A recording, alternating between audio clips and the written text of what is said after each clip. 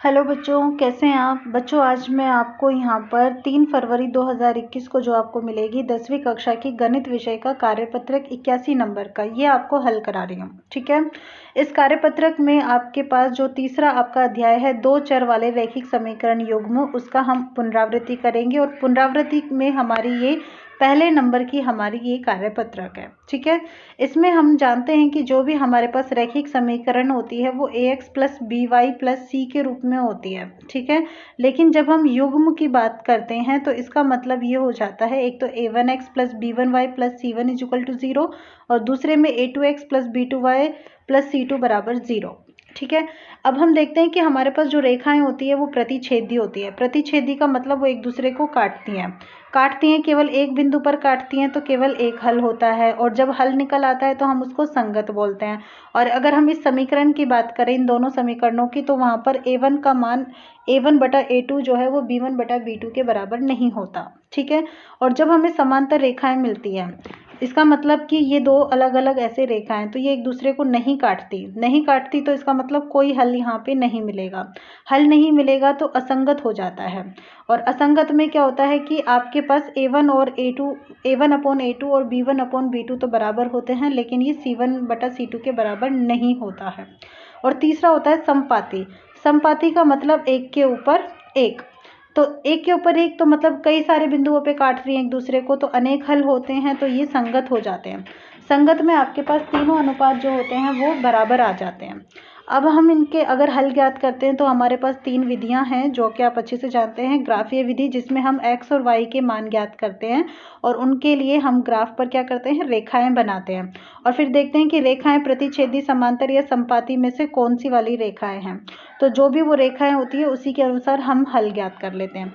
और प्रतिस्थापन विधि में हम क्या करते हैं कि दोनों समीकरण होते हैं उनको 1 और 2 निकालते हैं, और किसी भी एक समीकरण से x या y का मान निकालते हैं, और जिससे भी हमने x या y का मान निकाला है उसे हम दूसरी समीकरण में रख देते हैं, और फिर वहां से हम दूसरे वाले चर का मान क्या है ज्ञात करते हैं। ठीक है, और फिर जब हमें दूसरे चर का मान मिल जाता है तो जो हमने x या y का जो भी मान लिया हुआ है वो हम पहले चर से ज्ञात कर लेंगे।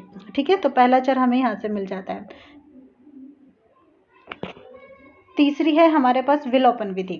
विलोपन विधि में क्या होता है कि हम x या y, ठीक है, जो भी आपके पास चर है x या y में से आप क्या करते हैं, किसी एक को विलोपित कर देते हैं, यानी कि गायब कर देते हैं, मतलब कैंसिल कर देते हैं। ठीक है, तो फिर आपके पास समीकरणें सिर्फ एक ही चर में रह जाती हैं, तो फिर आप उस चर का मान यहाँ पर ज्ञात कर लेते हैं। अब चलिए हम यहाँ पर जो हमारे पास वर्कशीट में क्वेश्चन है हम इनको हल करते हैं। सबसे पहले हम यहाँ पर क्वेश्चन नंबर 1 की बात करते हैं, जिसमें हमसे कहा है कि यदि x जो है बराबर है 3m प्लस 1 के, x का मान 3m प्लस 1 के बराबर है और y का जो मान है वो 4 के बराबर है। ये जो दोनों है इस समीकरण के हल है। अगर हल है इसका मतलब ये हुआ कि ये इस समीकरण को संतुष्ट करेंगे, तो हम यहाँ पर क्या करते हैं, x की जगह तो 3m प्लस 1 रख लेते हैं और y की जगह 4 लिख लेते हैं, और बराबर आना चाहिए ये हमारे पास 3 के। ठीक है, अगर हम इसको हल करते हैं तो पहले 2 को गुना करते हैं, 2 तिया 6m प्लस 2 प्लस 4 बराबर 3, तो हमारे पास यहाँ पर 6m प्लस 2 प्लस 4 हो जाता है 6, और ये बराबर होता है 3 के। 6m का मान ज्ञात करेंगे तो 3 यहाँ पे है, 6 यहाँ पे आके माइनस में हो जाएगा तो -3 हो जाएगा। ठीक है, आगे अगर हम इसे हल करते हैं तो 6m ये हमारे पास -3 के बराबर आता है, तो m का मान हमारे पास -3 बटा 6 यानी कि -1 बटा 2 हमें प्राप्त हो जाता है। ठीक है, तो ये हमारे पास m का मान आ जाता है। इसके बाद हम दूसरा प्रश्न देखते हैं, जिसमें हमसे कहा है कि k के किस मान के लिए रैखिक समीकरण युग्म, एक तो है हमारे पास x प्लस 2y बराबर 4, इसको पहला समीकरण ले लेती हूँ, और दूसरा है हमारे पास kx प्लस 4y बराबर 12, इसको दूसरा ले लेते हैं। अब इनमें एक साथ करते हैं कि जो दाई तरफ ना सिर्फ 0 ले आते हैं, तो दाई तरफ 0 ले आएंगे तो इसका मतलब ये -4 बराबर 0 हो जाएगा, ये तीसरा समीकरण हो गया। और ये जो kx प्लस 4y है ये 12 यहाँ पे आएगा तो माइनस के 12 बराबर 0 हो जाएगा, और ये हो गया 4। आप a1 का मान देखो किसके बराबर है, 1 के, और a2 का मान किसके बराबर है, k के। ठीक है, यानी कि x के गुणांक। ऐसे ही b1 बराबर है 2 के और b2 किसके बराबर है, 4 के। c1 आपका बराबर है -4 के और c2 आपका किसके बराबर है, -12 के। अब हमसे कह रहे हैं कि जी कोई हल नहीं है। ठीक है। कोई हल नहीं है इसका मतलब क्या होगा भाई, जब भी कोई भी हल नहीं होता तो इसका मीनिंग ये हुआ कि सब इनकी अपनी अपनी कंडीशन होती है ना। तो जिसमें हमारे पास a1 बटा a2 ये जो मान है यहाँ पे b1 बटा b2 के बराबर होगा, ठीक है। और साथ साथ में यही जो मान है आपके पास यहाँ पे c1 बटा c2 के बराबर नहीं होगा, ठीक है। तो ये देख लीजिए आप यहाँ पे भी आपको आराम से हल करके बताया हुआ है, पहले ही यहाँ पे देख लो। असंगत, असंगत का मतलब कोई हल नहीं, तो a1 बटा a2 बराबर है b1 बटा b2 के, लेकिन ये c1 बटा c2 के बराबर नहीं है। तो हम इन सब का मान रख लेते हैं जो भी हमारे पास आ रहा है। a1 1 है, a2 k है, ये बराबर हो सकता है b1 यानी कि 2 बटा 4, ठीक है। और यहाँ पर c1 बटा c2 के बराबर नहीं होगा यानी कि -4 और ये -12। तो बच्चों जब हम यहाँ पर पहले वाले दोनों पक्ष देखते हैं, 1 बटा k बराबर है 2 बटे 4, तो 2 एकम 2, 2 दूनी 4। तो आपके पास 1 बटा k किसके बराबर आया, 1 बटा 2 के, वज्र गुना कर लीजिए। तो आपके पास k का मान यहाँ पे क्या प्राप्त हो जाता है, 2 प्राप्त हो जाता है, यानी कि k के 2 मान के लिए आपका k बराबर होना चाहिए 2, तब आपके पास इस समीकरण का, रैखिक समीकरण युग्म का कोई हल नहीं होगा, ठीक है। इसके बाद हम तीसरा प्रश्न देखते हैं जिसमें हमें बताना है कि किस प्रकार की रेखाएं दर्शाते हैं। तो 3x प्लस 2y बराबर 11, हम पहले इस समीकरण को देखते हैं। इसके अनुसार हमें a1 मिलता है 3, b1 हमारे पास होता है 2 और c1 क्या हो जाएगा, c1 के लिए हमें क्या करना होगा, यहाँ पर ये जो 11 है इसको हमें बाएं पक्ष में भेजना होगा, यानी कि ये बराबर है -11 के, ठीक है। ये आपका पहला समीकरण। और दूसरा समीकरण जो है हमारे पास 2x प्लस 3y बराबर 4, इसके अनुसार हम देखेंगे तो 2x प्लस 3y तो है ही, 4 यहाँ पे आके माइनस का हो जाएगा बराबर 0। तो आपके पास a2 यहाँ पे बराबर है 2 के, b2 किसके बराबर है 3 के, और c2 किसके बराबर है आपका -4 के। तो अब हम निकालते हैं a1 बटा a2, a1 3 है, a2 2 है, ठीक है। अब आप निकालिए b1 बटा b2, b1 2 है और b2 3 है। ये देखिए ये a1 b1 और c1 के मान है आपके पास, और ये वाले जो मान है a2 b2 और c2 के हैं। और अब हम निकाल रहे हैं इनके अनुपात, c1 बटा c2 -11 बटे -4 है, ठीक है। अगर हम a1 बटा a2 और b1 बटा b2 के मान देखते हैं तो यहाँ से हम देखते हैं कि 3 बटा 2 जो है वो 2 बटा 3 के बराबर नहीं होता, यानी कि a1 बटा a2 बराबर नहीं है किसके, b1 बटा b2 के। अब जब यही बराबर नहीं है तो हम c1 और c2 तक तो जाएंगे ही नहीं। अब चूंकि हमसे पूछे कि किस प्रकार की रेखाएं हैं ये, तो ये हमारे पास यहाँ पर प्रतिच्छेदी रेखाएं जो है उनको दर्शाता है, ठीक है। तो इस प्रकार से हमारा ये प्रश्न तीसरा यहाँ पे पूरा होता है। इसके बाद अब हम चौथा प्रश्न देखते हैं जिसमें हमसे कहा है कि समीकरण से बनी रेखा है जी 2x प्लस 5y प्लस 1, और x अक्ष, बच्चों x अक्ष की आप बात कर रहे हो, तो x अक्ष पर आप जानते हो कि y का मान हमेशा क्या रहेगा, 0 रहेगा। तो आप y का मान यहाँ पर 0 रख दो, तो 2x प्लस 5y की जगह आपने रखा 0 प्लस 1 बराबर 0, तो आपको यहाँ से 2x प्लस 1 0 के बराबर मिला। तो 2x का मान आपके पास -1 के बराबर आया, और x का मान फिर कितना हो जाएगा, -1 बटा 2। अब आपसे कहा है प्रतिच्छेदी बिंदु, यानी कि जैसे कि ये अगर आपके पास x अक्ष है ना, तो यहाँ पर आप देखोगे x का मान -आधा यहाँ पे है इस समय, और y का मान यहाँ पे कितना है 0। तो प्रतिच्छेदी बिंदु तो हो गया xy, यानी कि -1 बटा 2 और 0। इस बिंदु से आपकी जो रेखा है ये यहाँ पर क्या करती है, प्रतिच्छेद करती है। तो ये आपका आंसर हो जाता है। इसके बाद अब हम पांचवा प्रश्न देखते हैं जिसमें हमसे कहा है कि समीकरण 3x प्लस 2y माइनस 5 बराबर 0 और 9x प्लस y प्लस 5 बराबर 0 का ग्राफ बनाकर हल ज्ञात करना है। तो बच्चों पहले तो 3x प्लस 2y माइनस 5 बराबर 0 हम पहली समीकरण ले लेते हैं।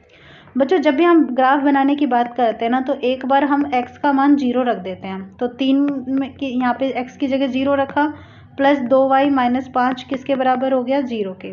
तो आपके पास 2y का मान मतलब 2y माइनस 5 बराबर 0 हो गया, क्योंकि 3 0 से गुना होगा तो 0 हो जाएगा।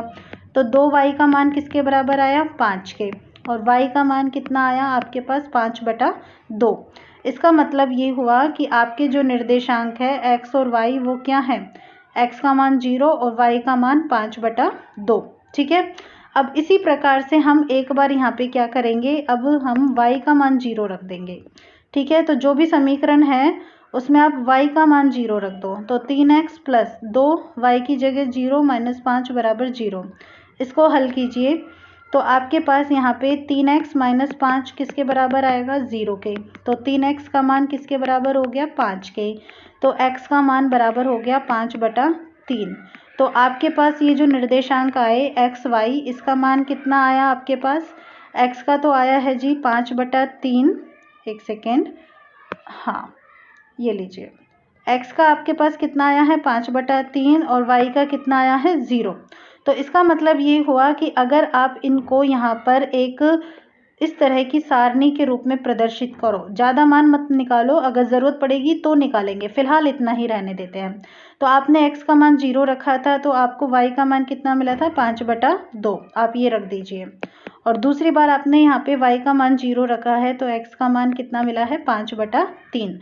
5/3 अगर आप इसमें भाग दोगे ना तो किसके बराबर आएगा, तो देखो 3 एकम 3, फिर उसके बाद 20 बचा, फिर 1.67, यानी कि अप्रोक्सीमेटली 1.7 आपका यहाँ पे हो जाता है। ठीक है, हम इसको यहाँ पे एवरेज कैलकुलेशन लिख लेते हैं कि ये आपका यहाँ पे बराबर हो गया 1.7। अगर हमें कोई और ज़रूरत होगी तो हम और मान निकालेंगे, वरना हम इतना ही रहने देंगे।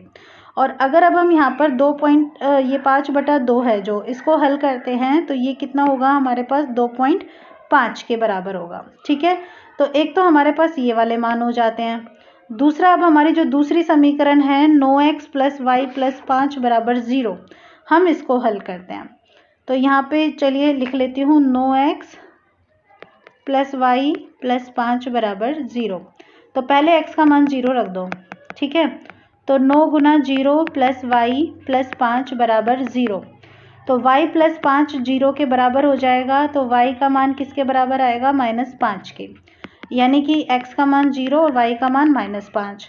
अगली बार आप y का मान 0 रख दो, तो 9x प्लस 0 प्लस 5 बराबर हो जाएगा 0। ठीक है, तो यहाँ से हमारे पास 9x प्लस 5 किसके बराबर आएगा, 0 के। तो आपके पास 9x बराबर आया -5 के और x बराबर आया -5/9। भाग दे के देखो जरा, -0 पॉइंट, फिर 5 के बाद 0 लग जाएगा, 50 हो जाएगा। 9 चौक 36, 9 पंच 45, फिर 5, यानी कि फिर 5, मतलब हर बार 5 5 5। तो मैं इसको ऐसे लिख सकती हूँ कि -0.56। ठीक है, 0.56, यानी कि इतना मान हमारे पास हो जाता है। और ये जो है आपके पास यहाँ पे मान किसका हो जाता है, x का मान आपने निकाल लिया है और ये हमारे पास यहाँ पे y का मान हमें मिल जाता है, मतलब y का मान 0 रखने पर हमें मिला, तो -0.56 और y का मान 0। तो जैसे हमने उसके लिए समीकरण बनाई थी, मतलब एक सारणी बनाई थी, ऐसे हम इसके लिए भी बना लेते हैं। x y, x का मान 0 रखा था तो y कितना मिला था, चलो देखो -5, और जब हमने y का मान 0 रखा तो ये कितना मिला, -0.56। अब बाकी की और ज़रूरत होगी तो हम यहाँ पे बना लेंगे। ठीक है, तो हमारे पास ये जो दोनों मान हैं यहाँ पे आ जाते हैं। अब हमें ग्राफ बनाना है, और ठीक है, मतलब ये ग्राफ में हम पॉइंट रखेंगे और उसके बाद हम हल यहाँ पे चेक करेंगे। तो अब अगला स्टेप हमारे पास यहाँ पे ग्राफ का आ जाता है। तो स्टूडेंट्स, अब हमें यहाँ पे इनका ग्राफ बनाना है। ठीक है, तो ग्राफ बनाने के लिए ये जो मैंने यहाँ पे हमारे पास वैल्यूज़ आई थी ना, उनको मैंने यहाँ पे नोट डाउन कर दिया है, ये इक्वेशन 1 के लिए और ये इक्वेशन नंबर 2 के लिए। ठीक है, उसके बाद ये जो ग्राफ है आपको यहाँ पे प्लॉट करना है इस तरीके से। आप देखिए, आप यहाँ पे सबसे पहले तो क्या करेंगे, x एक्सिस और y एक्सिस जो है वो चूज़ करेंगे। ठीक है, ये हमारा x एक्सिस है, यहाँ पे ये y है, और यहाँ पे वैल्यूज़ रख देंगे। फिर उसके बाद आपको यहाँ पे स्केल लिखना होता है। स्केल सबसे पहले आप लेंगे x एक्सिस पर। तो x एक्सिस पर आप देख रहे हैं यहाँ पे जो मैंने 1 यूनिट लिया है वो कितना लिया है, आप देख रहे हैं उसकी जो वैल्यू है यहाँ पे 1 1 का ही गैप रखा है ना। तो यहाँ पे जो मेरा 1 यूनिट है वो 1 डिजिट ही है। एंड सेम y एक्सिस पर अगर मैं देखती हूँ तो वो जो मेरा 1 यूनिट है वो ही यहाँ पर क्या है, 1 के इक्वल है। सो 1 सेंटीमीटर का ये मैंने यहाँ पर ले लिया है, मतलब ये जो है 1 सेंटीमीटर है, और यहाँ पर ये जो वैल्यूज़ का गैप है ये आपके पास 1 1 का गैप है। तो ये आपका 1 यूनिट है। ठीक है, इसके बाद हम देखते हैं सबसे पहले फर्स्ट वाला, x की वैल्यू 0 और y की वैल्यू 2.5। तो ये देखो x की वैल्यू 0 यहाँ पे है और 2.5 यहाँ पे है, तो ये हमारा फर्स्ट यहाँ पे हो गया। ओके, एंड सेकेंड x की वैल्यू है 1.67, ये देखिए आप यहाँ पे। अब 1.67 हम कैसे करेंगे, तो मैं आपको थोड़ा जूम करके क्लियर कर देती हूँ। यहाँ पे आप देख पा रहे होंगे, यहाँ से हम देखते हैं कि 5 मतलब ये हमारे पास 10 सेक्शंस होते हैं, ये वाला हमारे पास है 1.5 का। ओके, दिस वन 1.6 और ये जो होगा वो हमारा होगा 1.7 का। तो 1.67 है, तो अप्रोक्स वैल्यू यानी कि लगभग मान हमारे पास 1.7 होता है, तो इसलिए हम 1.7 पर यहाँ रखेंगे। ठीक है, और इन दोनों पॉइंट्स को मिलाते हुए अब हम यहाँ पर क्या करते हैं, एक स्ट्रेट लाइन, एक सरल रेखा जो है वो मिला देते हैं। ठीक है, आप देख रहे हैं कि जो सरल रेखा है आपकी यहाँ पर इन दोनों बिंदुओं को मिलाते हुए इस तरीके से वो गुजरती है। ठीक है, ये आपके पास पहली समीकरण के लिए हो गया है। अब दूसरा आप देख रहे हैं यहाँ पर x की वैल्यू 0 रखने पर y की वैल्यू -5 है। यहाँ पर देखिए ये हो गया आपके पास ये वाला बिंदु, x की वैल्यू यहाँ 0 है, y की वैल्यू -5 है। और अगला पॉइंट जो है उसमें आपके पास x की वैल्यू है -0.56 और y है 0। ठीक है, तो यहाँ पे जब आप इनको रखते हैं, x की वैल्यू है -0.56, वो आपके पास ये वाली वैल्यू है, और यहाँ पे y है 0। तो दूसरा हमारा ये बिंदु हो गया है। अब हमने यहाँ पर क्या किया है, इन दोनों बिंदुओं को यहाँ पे हमने सरल रेखा के द्वारा जो है वो मिला दिया है। तो ये सरल रेखा यहाँ पर इस पॉइंट पर ये जो है यहाँ पे एक दूसरे को मिलती है। ठीक है, और जब ये यहाँ पर मिलती है, हमने इनके नाम देखे, यहाँ पर x की वैल्यू तो यहाँ पे कितनी है, -1 है, और y की वैल्यू क्या है, 4 है। तो -1 और 4 ये हमारे यहाँ पर निर्देशांक आ जाते हैं, यानी कि x और y के मान हमारे पास आ जाते हैं। ठीक है, इसके बाद ले लेते हैं हम अगला प्रश्न। इसमें x और y के लिए हमें हल करना है। तो जो पहले आपके पास जो पहली समीकरण है मैं उसको लिख देती हूँ, x + y बटा xy, और ये बराबर है 2 के। तो बच्चों जब हम इसको हल करते हैं तो यहाँ पर हम x में xy से भाग दे सकते हैं। ठीक है, और y में भी हम xy से भाग दे सकते हैं, और ये है 2 के। मतलब हमने यहाँ पर जो हर राशि है ना उसको अलग अलग लिख दिया है। तो x से x कट गया, तो ये हमारे पास आया 1/y के बराबर, और यहाँ पे y से y कट गया, तो ये हमें मिला 1/x के बराबर, और ये है हमारे पास 2। ठीक है, अब हम यहाँ पर क्या कर सकते हैं कि जो 1/x है इसको हम ना एक काम करते हैं, a मान लेते हैं, और 1/y को हम b मान लेते हैं। तो जब हम यहाँ पे मान रखते हैं तो 1/y की जगह तो हम रखेंगे b, और 1/x की जगह हम रखेंगे a। तो इसका मान हमें 2 के बराबर मिलेगा, यानी कि a + b बराबर हो गया 2। ये हमारी पहली समीकरण हो गई है। ठीक है, अब हम देखते हैं कि जो दूसरी समीकरण हमें यहाँ पर दी हुई है प्रश्न में, जो दूसरा कथन है उसमें क्या है। इसमें x - y बटा xy है, और ये 6 के बराबर है। तो यहाँ पर भी हम अलग अलग भाग दे देते हैं। ठीक है, और जब हम अलग अलग भाग दे देते हैं तो ये 6 के बराबर है। x से x कट गया तो 1/y, -y से y कट गया तो 1/x, ये बराबर है 6 के। अब चूंकि हम ना यहाँ पे 1/x को a मान चुके हैं और 1/y को हम यहाँ पर b मान चुके हैं, तो b - a हमारे पास 6 आ जाता है। ये दूसरी समीकरण है। अब बच्चों आप देखिए यहाँ पे आपके पास 2 समीकरण आ गई है, समीकरण 1 और 2। आप एक काम करो, इन दोनों को जोड़ दो, बहुत आसान रहेगा। समीकरण 1 व 2 जोड़ने पर, तो यहाँ पर जब हम इन्हें जोड़ेंगे तो a + b बराबर है 2 के, ये तो है पहली समीकरण। और वहाँ पर b तो देखो प्लस का है, और a किसका है, माइनस का। मैंने इस तरीके से लिख दिया है, आप भी लिख सकते हो। देखो -a + b बराबर क्या है, 6 के, और ये बराबर है 6। अब हम जोड़ रहे हैं इनको, तो हम देखते हैं कि a से तो a कट जाता है, तो b 2b आपने जुड़ गए हैं, तो यहाँ पे 6 और 2 हो गया 8। तो b का मान हमारे पास कितना आया, 8/2, 8/2 यानी कि 4। और b बच्चों किसका मान है, 1/y का मान है ना भाई, क्योंकि आपने देखा था कि b आपने क्या लिया, 1/y लिया। तो इसका मतलब 1/y का मान किसके बराबर आ गया, 4 के। तो y का मान क्या आ जाएगा, 1/4, y का मान मिल गया। अब हम क्या कर सकते हैं कि जो भी हमारे पास यहाँ पे b का मान आया है, 4 आया है, हम इसको ना जो समीकरण है 1 या 2 इनमें रख सकते हैं। तो चलिए मैं समीकरण 1 में रख देती हूँ। तो अगली बार हम यहाँ पर लिखेंगे समीकरण 1 में b का मान रखने पर, समीकरण 1 में b बराबर 4 मान रखने पर समीकरण 1 के अनुसार a प्लस बी बराबर है 2 के, तो a प्लस 4 बराबर होगा 2 के, तो a बराबर होंगे 2 माइनस 4 यानी कि -2 के। देखिए यहाँ पे a प्लस बी बराबर 2 के है, तो यहाँ से आपने जब इसको देखा तो a प्लस बी का मान 2 आया, तो आपके पास a का मान कितना आ जाएगा 2 माइनस 4 यानी कि -2 के बराबर। तो बच्चों आपके पास एक जो है वो किसका मान है 1/x का, और ये किसके बराबर मिला -2 के, तो x का मान आपको कितना मिला -1/2।